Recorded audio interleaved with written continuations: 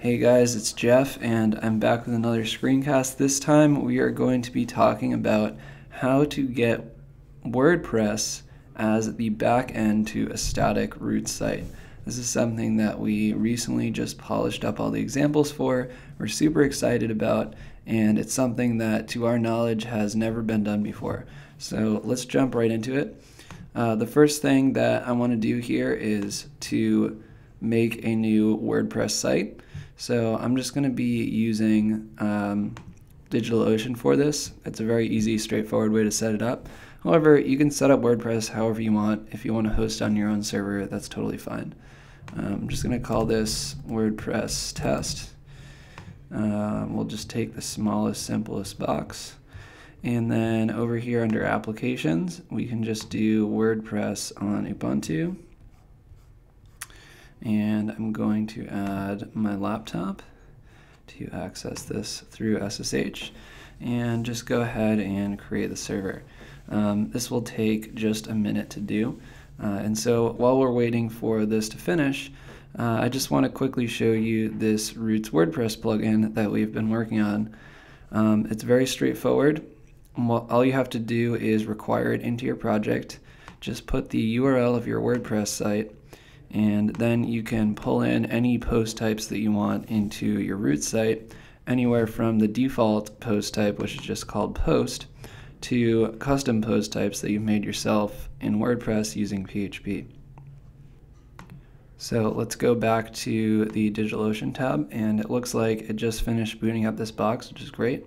We do have an IP address here, so I'm just going to SSH into this box and see what's going on here. We can also go ahead and just go straight to this site, and it will give us a little authentication required thing.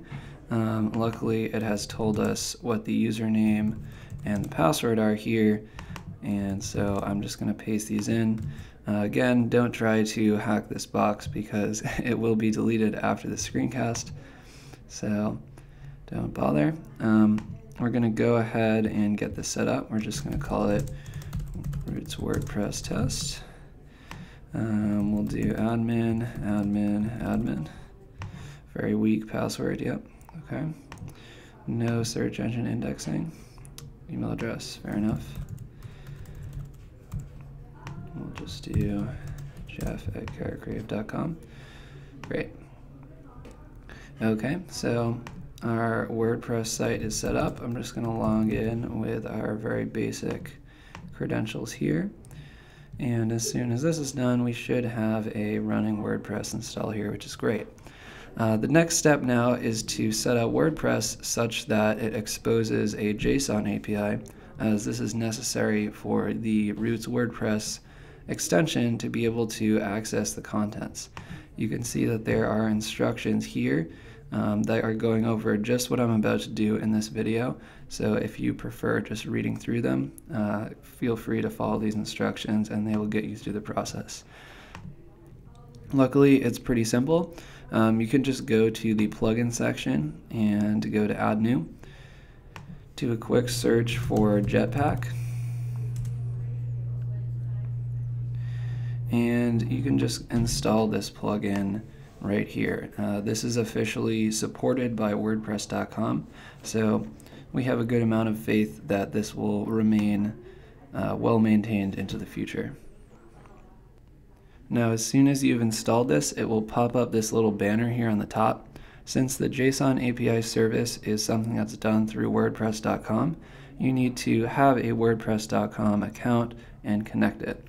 Luckily, you don't need to pay for this. It's not a paid feature. All you need to do is make one of these accounts and connect it up, and everything will work fine, and you won't really have to think about it again. So, just going to click this, and right here you can just log in with your WordPress details.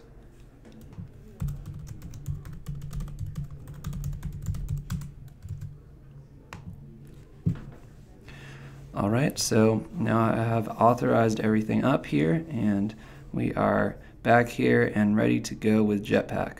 which is awesome. So we're going to go down to the features, just do a quick search for JSON. Here's the JSON API, and gives us some basic information about it. Just go ahead and go to configure and check this box that says allow remote management via the JSON API and save that. When this is finished, you'll be all set. You should be able to access your site's content through an API that is consumed by the Roots WordPress plugin, which is great.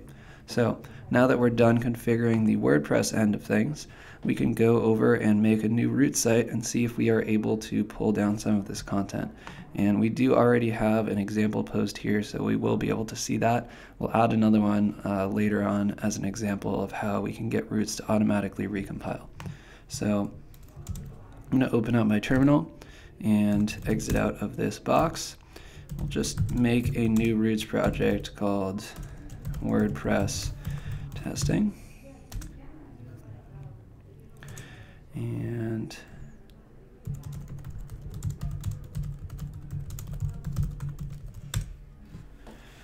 all right, so here it goes. It's just going to run through and quickly install these dependencies.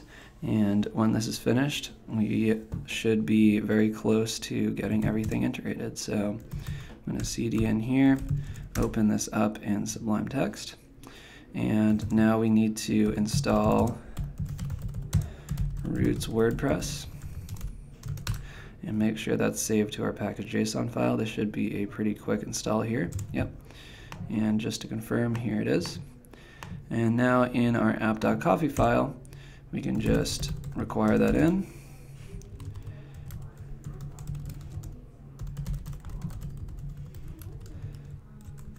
And we can add it to our extension pipeline.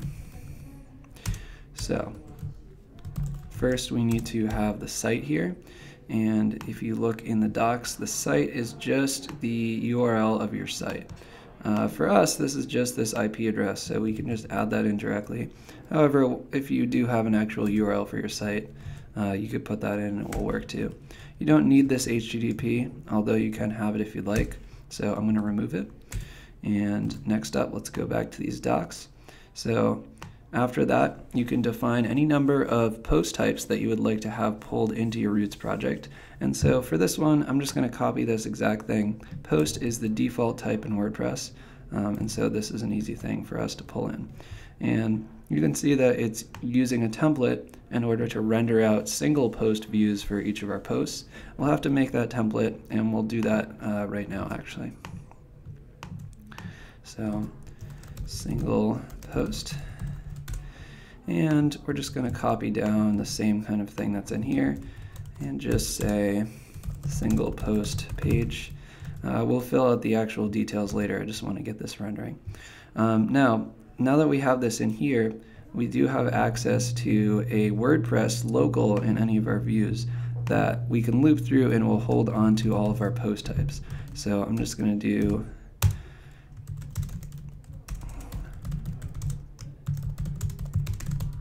simple page here. We'll do for post in WordPress.post, which is our post type's name from app.coffee here.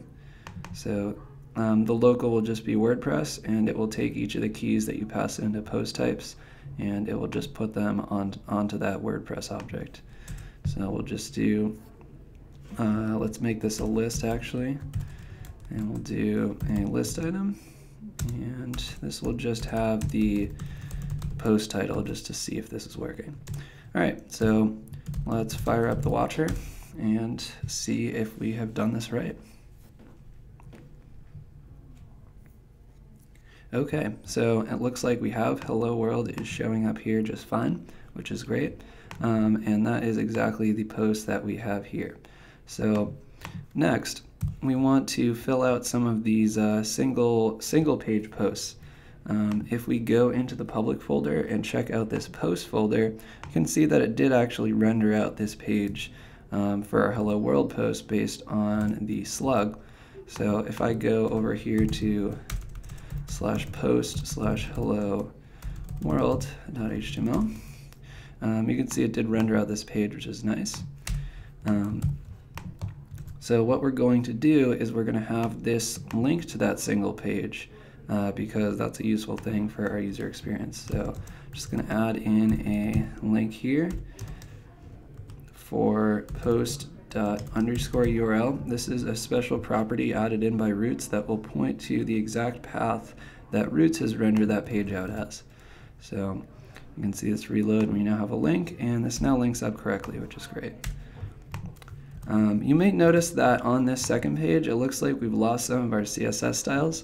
This is something that's actually not related to the WordPress plugin, but I want to quickly show you anyway. By default, the CSS and JavaScript pipeline output relative paths. If you want to have them output absolute paths, which would allow them to be correctly referenced from a subfolder, you can just pass in this path prefix. And this prefix can be anything that you want to put before the relative path. In this case, just adding a slash before it will ensure that all the styles are loaded from the root of the domain, and this will fix our problem. So you can see that it now works just fine. Okay, so now that we have everything set up, we need to make sure that this single post page is actually rendering the correct contents. So let's go in here to the single post page, and we will do h1 equals post.title, and we'll have a little content section that we can render post.content into. And it might be, yeah, there we go. So here is the title, and here are the contents. And everything in the single page view is always going to be on a post variable. It doesn't matter what the content type is. Just for consistency, the local that will be available with your information about whatever the content you have is going to be called post always. And if you're curious how I pulled these things out, you can always do a wonderful little trick for figuring out what the locals are, which is just doing something like p equals JSON.stringify and stringify post. And this will show us all of the data that's on this post. And you can see that there's information about the author, there are links back to avatars, there's information about categories and such. And so you can do a lot more with this page if you want using the information that you have. I'm just showing the most basic example to get us off the ground. So this is working pretty well. I feel like this is ready to deploy at this point. So I'm going to stop the watcher, and I'm going to run roots deploy to Netlify, as this is our preferred host for static sites, just because it works super well with Roots. So I'm going to call this Roots WordPress sample.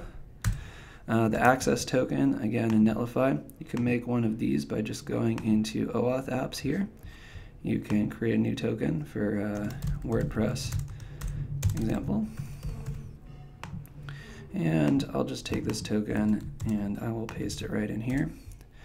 And now we should be good to deploy this site out, and you can see that it's on its way up to Netlify, and it has actually finished already. So going over to sites, Roots WordPress sample, and here we are, we're online, up and running, and this is working great. So the next step that we want to take here is to be able to make sure that this website will recompile every time that there is a change to our WordPress site. For example, if you edit one of your posts, you want that to accurately reflect the contents on your site without having to manually go back and recompile it yourself. This is something that we are able to do using Netlify's webhooks and a plugin for WordPress called HookPress. So we're going to go straight to that by going to plugins and adding a new one. We can search for HookPress and just go ahead and install that right in. And of course, activate it. So once you've activated it, you have a new item in your settings menu for webhooks. And this is where we will be able to add in Netlify webhooks so that whenever there's a change in WordPress, it will hit the hook for Netlify and cause Netlify to recompile the site. So let's go back to Netlify. In order to be able to recompile it, we need to make sure that Netlify has access to the site's source, which means that we need to get this site up on GitHub or Bitbucket. So I'm going to go over to GitHub, And I'm just going to create a new repository called roots WordPress example. And I'll just say example for a screencast. Hopefully I get lots of stars and favorites for this one. And back in our project, I'm just going to initialize Git, and I'm going to commit all the files. And so there we are, all set. And finally, I will push them up to GitHub. So here we are. All of our files are right here, and our project is all set. So back on the Netlify train, I'm just going to link this project up to its source on GitHub. We just have to quickly authorize with GitHub in order to get there. And then we can go through here and find where this project is. It looks like these are alphabetical, so here's the roots WordPress example. It has already detected that this is a roots project we're working with and filled in the relevant details. The directory to deploy is public, this is correct. The command to compile is roots compile, this is correct. So we can just save that information, and it will go ahead and build our site and deploy it. Right here, I know that we're going to run into an error. You'll see this in a moment. It's because Netlify needs to have access to roots in order to actually be able to compile your site. So I'm going to let this run for a second, but I can tell you that it will probably error out. Yep, so it did say that the command roots was not found here, and so it was not able to build the site. This is no problem. In order to get this resolved, you can just npm install roots and save that to your package JSON file. Roots is a pretty big project, so this might take a moment, but it shouldn't take too long, and when it's done, we can keep moving forward.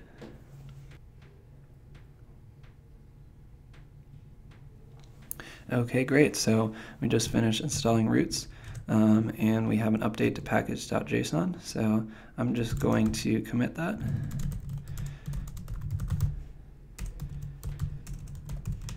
And we will go ahead and push that through to GitHub so that it now has been updated.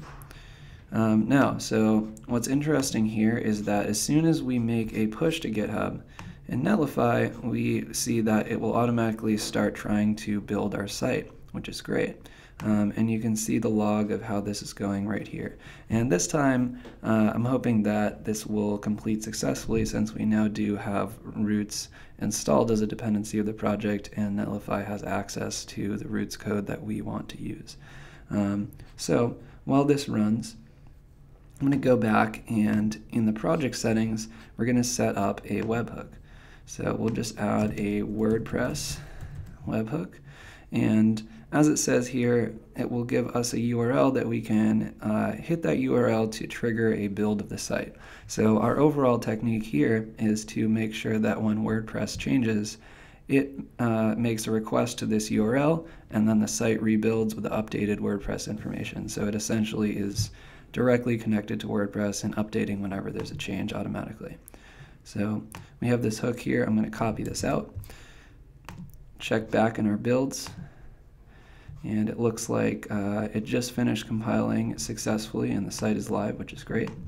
We can just check this out quickly. Yep, nothing broken. And back in our WordPress site, we can just go ahead and add a webhook. Now this could be a little bit confusing at first, but really it's not so bad. We just need to select an action. So for example, when you publish a post, that's a good example. You can just select any field you want, as we're not actually going to be monitoring that, so I'll just select ID and then paste in our Netlify webhook URL. Cool.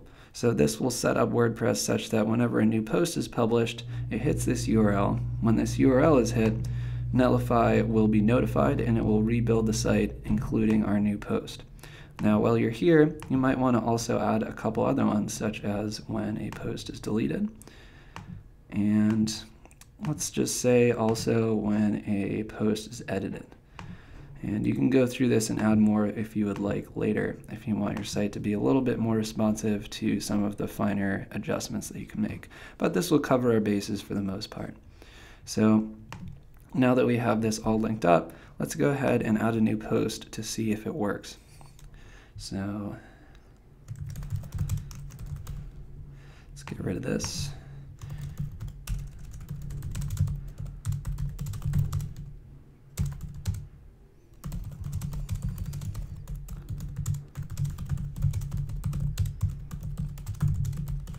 Cool. So there's our post, and we're going to go ahead and publish this, which is great.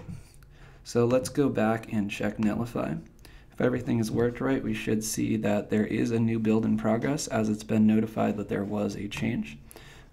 This will get queued up and execute over, I would say, about a minute and a half. Hopefully your blog doesn't need down to the second responsiveness for new posts. And when this is finished, we should be able to check out our actual live site and see that it has updated. So that just finished, and here we are. It has actually updated automatically with the second post, and we have the accurate text. So here we have gone from absolute zero to building a site that can be administrated through the WordPress CMS, but is compiled out as a static site that can be hosted on Netlify. Very cool stuff. We're working on a couple of other integrations with other CMSs. If you have any suggestions, we would happily take them. Until then, thanks for watching, and thanks for taking the time, and I'll see you in the next screencast.